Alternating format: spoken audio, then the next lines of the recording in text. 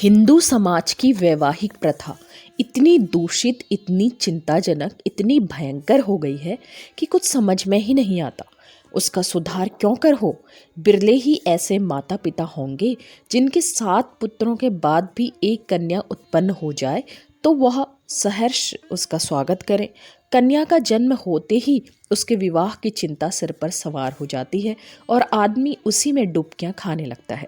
अवस्था इतनी निराशामय और भयानक हो गई है कि ऐसे माता पिताओं की कमी नहीं है जो कन्या की मृत्यु पर हृदय से प्रसन्न होते हैं, मानो सिर से बाधा टली। इसका कारण केवल यही है कि दहेज की दर दिन दूनी रात चौगनी, पावस काल के जल वेग के समान बढ़ती ही चली जा रही है। जहां दहेज की सैकड़ों में बात होती थी, वहां अब हजारों तक नौबत पहुंच चुकी है। अभी बहुत दिन नहीं गुजरे कि 1 या 2 हजार रुपये दहेज केवल बड़े घरों की बात थी। छोटी छोटी शादियों में 500 से 1000 तक तय हो जाती थी, पर अब मामूली मामूली विवाह भी 3-4 हजार से नीचे तय नहीं होते। खर्च का तो यह हाल है और शिक्षित समाज की निर्धनता और दरिद्रता दिनों दिन बढ़ती जाती है। इसका अंत क्या होगा, ईश्वर ही जाने। बेटे 1 दर्जन भी हों तो माता पिता को चिंता नहीं होती। वह अपने ऊपर उनके विवाह भार को अनिवार्य नहीं समझते। यह उनके लिए कंपलसरी विषय नहीं है, ऑप्शनल विषय है। होगा तो कर देंगे, नहीं कह देंगे तो बेटा खाओ कमाओ, सगाई हो तो विवाह कर लेना। बेटों की कुचरित्रता, कलंक की बात नहीं समझी जाती, लेकिन कन्या का विवाह तो करना ही पड़ेगा। उससे भागकर कहाँ जाएंगे? अगर विवाह में विलंब हुआ और कन्या के पांव कहीं ऊंचे नीचे पड़ गए तो फिर कुटुंब की नाक कट गई, वह पतित हो गया, टाट बाहर कर दिया गया। अगर वह इस दुर्घटना को सफलता के साथ गुप्त रख सका तब तो कोई बात नहीं, उसको कलंकित करने का किसी को साहस नहीं।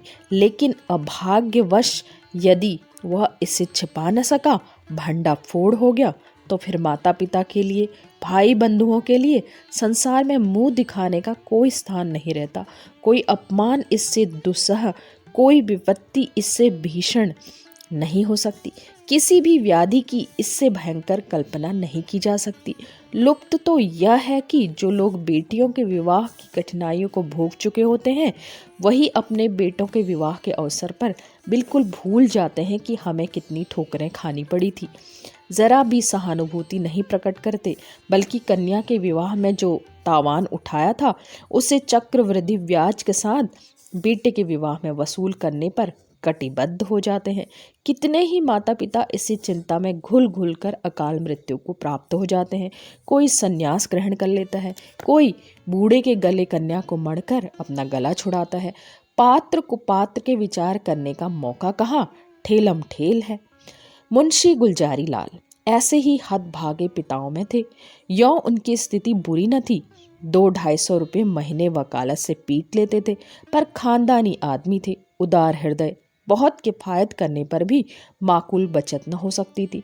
संबंधियों का आदर सत्कार न करें तो नहीं बनता, मित्रों की खातिरदारी न करें तो नहीं बनता। फिर ईश्वर के दिए हुए 2-3 पुत्र थे, उनका पालन पोषण, शिक्षण का भार था। क्या करते?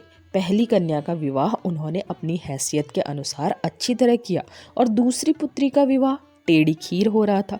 यह आवश्यक था कि विवाह अच्छे घराने में हो, अन्यथा लोग हंसेंगे, और अच्छे घराने के लिए कम से कम 5000 का तखमीना था।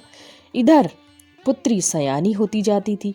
वह अनाज जो लड़के खाते थे वह भी वही खाती थी, लेकिन लड़कों को देखो तो जैसे सूखे का रोग लगा हो, और लड़की शुक्ल पक्ष की चांद हो रही थी। बहुत दौड़ धूप करने के बाद एक लड़का मिला। बाप आबकारी विभाग में 400 का नौकर था, लड़का भी सुशिक्षित था। स्त्री से आकर बोले, लड़का तो मिला और घर बार एक भी काटने योग्य नहीं, पर कठिनाई यही है कि लड़का कहता है मैं विवाह न करूंगा। बाप ने कितना समझाया, मैंने कितना समझाया, औरों ने समझाया, पर वो टस से मस ही नहीं होता। कहता है मैं कभी विवाह न करूंगा। समझ में नहीं आता विवाह से क्यों इतनी घृणा करता है। कोई कारण नहीं बतलाता, बस यही कहता है मेरी इच्छा। माँ बाप का इकलौता लड़का है, उनकी परम इच्छा है कि इसका विवाह हो जाए। पर करें क्या? यों उन्होंने फलदान तो रख लिया है, पर मुझसे कह दिया है कि लड़का स्वभाव का हठीला है, अगर न मानेगा तो फलदान आपको लौटा दिया जाएगा। स्त्री ने कहा, तुमने लड़के को एकांत में बुलाकर पूछा कि नहीं?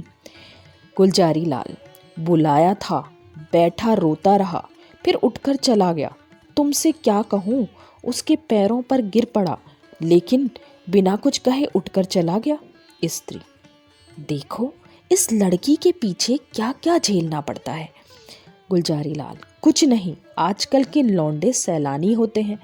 अंग्रेजी पुस्तकों में पढ़ते हैं कि विलायत में कितने ही लोग अविवाहित रहना ही पसंद करते हैं। बस यही सनक सवार हो जाती है कि निर्द्वंद रहने में जीवन की सुख और शांति है। जितनी मुसीबतें हैं वह सब विवाह ही में है। मैं ही कॉलेज में था तब सोचा करता था कि अकेले रहूंगा और मजे से सैर सपाटा करूंगा। स्त्री, है तो वास्तव में बात यही, विवाह ही तो सारी मुसीबतों की जड़ है। तुमने विवाह न किया होता तो क्यों ये चिंताएं होती? मैं भी कुंवारी रहती तो चैन करती। इसके 1 महीना बाद मुंशी गुलजारी लाल के पास वर ने एक पत्र लिखा। पूज्यवर, सादर प्रणाम। मैं आज बहुत असमंजस में पड़कर यह पत्र लिखने का साहस कर रहा हूँ। इस धृष्टता को क्षमा कीजिएगा। आपके जाने के बाद से मेरे पिताजी और माताजी दोनों मुझ पर विवाह करने के लिए नाना प्रकार से दबाव डालते रहे हैं। माताजी रोती हैं, पिताजी नाराज होते हैं। वह समझते हैं कि मैं अपनी जिद के कारण विवाह से भागता हूँ। कदाचित उन्हें यह भी संदेह हो रहा है कि मेरा चरित्र भ्रष्ट हो गया है। मैं वास्तविक कारण बताते हुए डरता हूँ कि इन लोगों को दुख होगा और आश्चर्य नहीं कि शोक में इनके प्राणों पर ही बनाए। इसलिए अब तक मैंने जो बात गुप्त रखी थी वह आज विवश होकर आपके सामने प्रकट करता हूँ और आपसे आग्रह करता हूँ कि आप इसे गोपनीय समझिएगा और किसी दशा में भी उन लोगों के कानों में इसकी भनक न पड़ने दीजिएगा। जो होना है वह तो होगा ही, पहले ही से क्यों उन्हें शोक में डुबाऊं। मुझे 5-6 महीनों से यह अनुभव हो रहा है कि मैं क्षय रोग से ग्रसित हूँ। इसके सभी लक्षण प्रकट होते जाते हैं। डॉक्टरों की भी यही राय है। यहाँ सबसे अनुभवी जो 2 डॉक्टर हैं उन दोनों ही से मैंने अपनी आरोग्य परीक्षा करवाई और दोनों ही ने स्पष्ट कहा है कि तुम्हें सिल है। अगर माता पिता से यह कह दूं तो वह रो रो कर मर जाएंगे। जब यह निश्चय है कि मैं संसार में थोड़े ही दिनों का मेहमान हूँ तो मेरे लिए विवाह की कल्पना करना भी पाप है। संभव है कि मैं विशेष प्रयत्न करके 1-2 साल जीवित रहूं, पर वह दशा और भी भयंकर होगी, क्योंकि अगर कोई संतान हुई तो वह भी मेरे संस्कार से अकाल मृत्यु पाएगी और कदाचित स्त्री को भी इसी रोग राक्षस का भक्षण बनना पड़ेगा। मेरे अविवाहित रहने से जो बीतेगी मुझी पर बीतेगी। विवाहित हो जाने से मेरे साथ और कई जीवों का नाश हो जाएगा। इसलिए आपसे मेरी प्रार्थना है कि मुझे इस बंधन में डालने के लिए आग्रह न कीजिए, अन्यथा आपको पछताना पड़ेगा। सेवक हजारी लाल। पत्र पढ़कर गुलजारी लाल ने स्त्री की ओर देखा और बोले, इस पत्र के विषय में तुम्हारा क्या विचार है? स्त्री, मुझे तो ऐसा मालूम होता है कि उसने बहाना रचा है। गुलजारी लाल, बस ठीक, यही मेरा भी विचार है। उसने समझा है कि बीमारी का बहाना कर दूंगा तो लोग आप ही हट जाएंगे। असल में बीमारी कुछ नहीं, मैंने तो देखा ही था, चेहरा चमक रहा था, बीमार का मुंह छुपा नहीं रहता। स्त्री, राम नाम लेके विवाह करो, कोई किसी का भाग्य थोड़े ही पड़े बैठा है। गुलजारी लाल, यही तो मैं सोच रहा हूँ। स्त्री, न हो किसी डॉक्टर से लड़के को दिखाओ, कहीं सचमुच यह बीमारी हो जाए तो बेचारी अम्बा कहीं की न रहे। गुलजारी लाल, तुम भी पागल हुई हो क्या? सब हीले हवाले हैं। इन छोकरों का दिल का हाल मैं खूब जानता हूँ। सोचता होगा अभी सैर सपाटे कर रहा हूँ, विवाह हो जाएगा तो वह गुलछरे कैसे उड़ेंगे। स्त्री, तो शुभ मुहूर्त देखकर लग्न भिजवाने की तैयारी करो। हजारी लाल बड़े धर्म संदेह में था। उसके पैरों में जबरदस्ती विवाह की बेड़ी डाली जा रही थी और वह कुछ न कर सकता था। उसके ससुर को अपना कच्चा चिट्ठा कह सुनाया, मगर किसी ने उसकी बातों पर विश्वास न किया।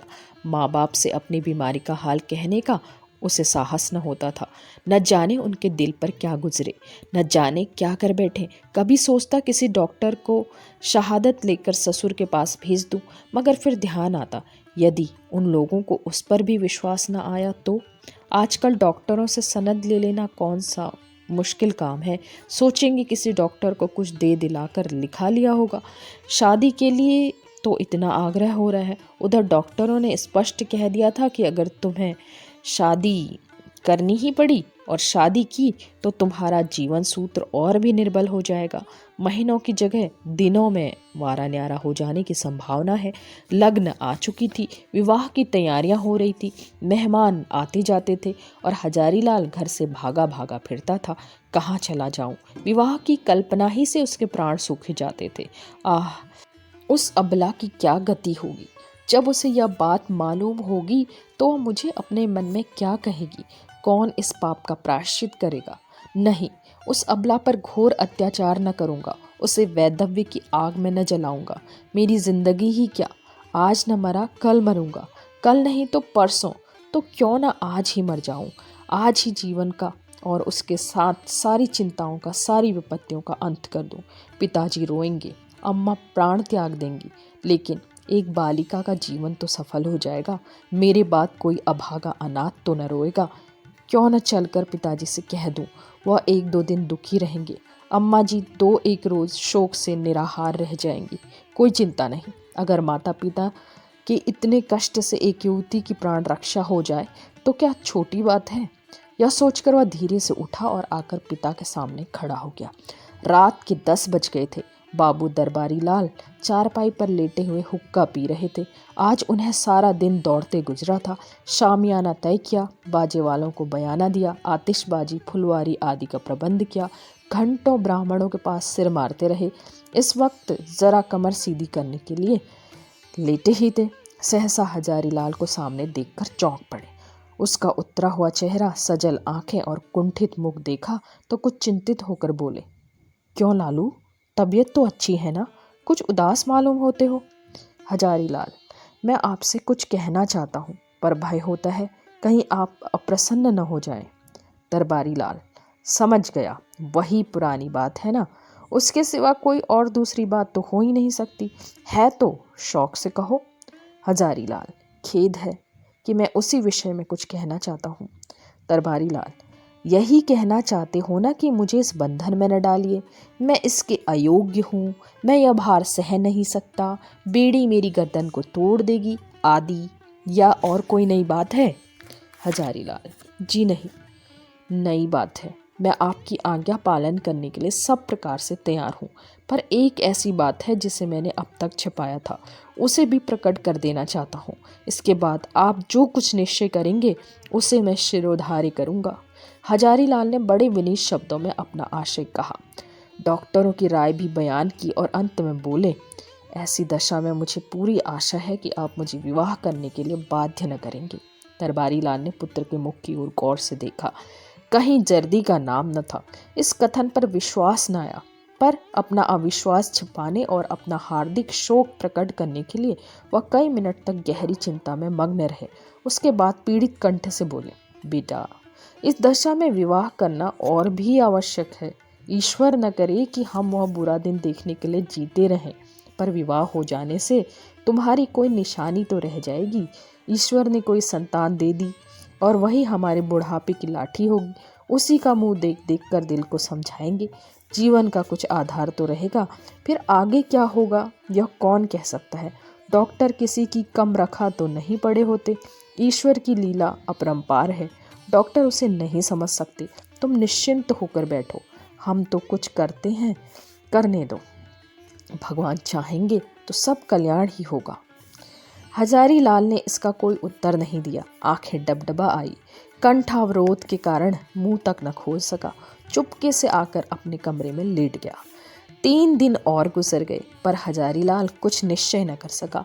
विवाह की तैयारियां पूरी हो गई थी। आंगन में मंडप पड़ गया था। डाल गहने संदूकों में रखे जा चुके थे।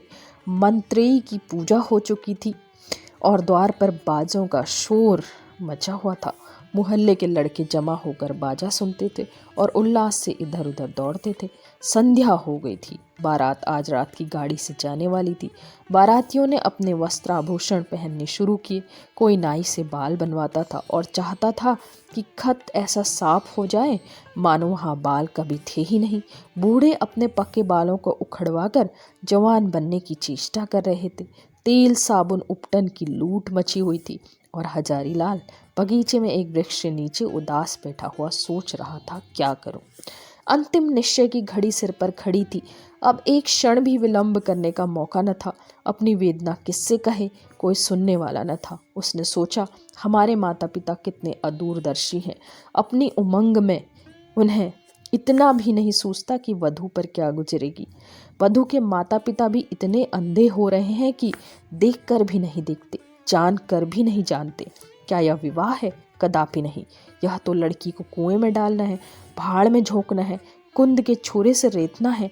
कोई यातना इतनी दुस्सह, इतनी हृदय विदारक नहीं हो सकती जितनी वैधव्य। और ये लोग जानबूझकर अपनी पुत्री को वैधव्य के अग्निकुंड में डाल देते हैं।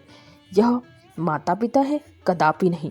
यह लड़की के शत्रु हैं, कसाई हैं, बधिक हैं, हत्यारे हैं। क्या इनके लिए कोई दंड नहीं, जो जानबूझकर अपनी प्रिय संतान के खून से अपने हाथ रंगते हैं? इसके लिए कोई दंड नहीं। समाज भी इन्हें दंड नहीं देता, कोई कुछ नहीं कहता। हाय, यह सोचकर हजारी लाल उठा और एक ओर चुपचाप चल दिया। उसके मुख पर तेज छाया हुआ था। उसने आत्म बलिदान से इस कष्ट को निवारण करने का दृढ़ संकल्प कर लिया था। उसे मृत्यु का लेश मात्र भी भय न था। वह उस दशा को पहुंच गया जब सारी आशाएं मृत्यु पर ही अवलंबित हो जाती हैं। उस दिन से फिर किसी ने हजारी लाल की सूरत नहीं देखी। मालूम नहीं जमीन खा गई या आसमान। नदियों में जाल डाले गए, कुओं में बांस पड़ गए, पुलिस में हुलिया गया, समाचार पत्रों में विज्ञप्ति निकाली गई, पर कहीं पता न चला। कई हफ्तों के बाद छावनी रेलवे स्टेशन से 1 मील पश्चिम की ओर सड़क पर कुछ हड्डियां मिली। लोगों को अनुमान हुआ कि हजारी लाल ने गाड़ी के नीचे दबकर जान दी, पर निश्चित रूप से कुछ न मालूम हुआ। भादों का महीना और तीज का दिन। घरों में सफाई हो रही थी। सौभाग्यवती रमणियां 16 श्रृंगार की गंगा स्नान करने जा रही थी। अम्बा स्नान करके लौट आई और तुलसी के कच्चे चबूतरे के सामने खड़ी वंदना कर रही थी। पति गृह में उसे यह पहली ही तीज थी। बड़ी उमंगों से व्रत रखा था। सहसा उसके पति ने अंदर आकर उसे साहस नेत्रों से देखा और बोला, मुंशी दरबारी लाल तुम्हारे कौन होते हैं? वह उनके यहाँ से तुम्हारे लिए 30 पठौनी आई है, अभी डाकिया देके गया है। यह कहकर उसने एक पार्सल चारपाई पर रख दिया। दरबारी लाल का नाम सुनते ही अम्बा की आंखें सजल हो गई। वह लपकी हुई आई और पार्सल को हाथ में लेकर देखने लगी, पर उसकी हिम्मत न पड़ी उसे खोले। पिछली स्मृतियां जीवित हो गई। हृदय में हजारी लाल के प्रति श्रद्धा का एक उद्गार सा उठ पड़ा।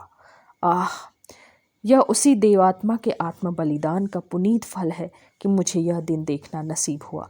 ईश्वर उन्हें सद्गति दे। वह आदमी नहीं, देवता थे, जिसने मेरे कल्याण के निमित्त अपने प्राण तक समर्पण कर दिए। पति ने पूछा, दरबारी लाल तुम्हारे चाचा हैं? अम्बा, हाँ। पति, इस पत्र में हजारी लाल का नाम लिखा है, वह कौन है? अम्बा, यह मुंशी दरबारी लाल के बेटे हैं। पति, तुम्हारे चचेरे भाई? अम्बा, नहीं, मेरे परम दयालु उद्धारक, जीवनदाता, मुझे अथाह जल में डूबने से बचाने वाले, मुझे सौभाग्य का वरदान देने वाले। पति ने इस भाव से कहा मानो कोई भूली हुई बात याद आ गई हो। आहा, मैं समझ गया, वास्तव में वह मनुष्य नहीं, देवता थे।